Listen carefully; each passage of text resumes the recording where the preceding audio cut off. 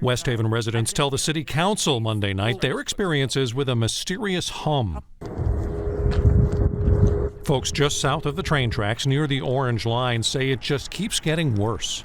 I've been hearing this noise for over 4 years or whatever, and I just thought it was me going a little cuckoo. But it's gotten to the point where it just gets in your chest.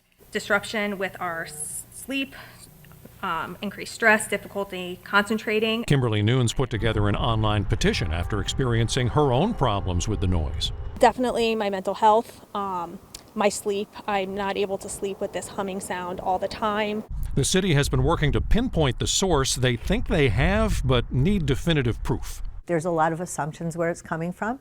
We have our assumptions as well, but we need to confirm in black and white with an expert, a certified expert.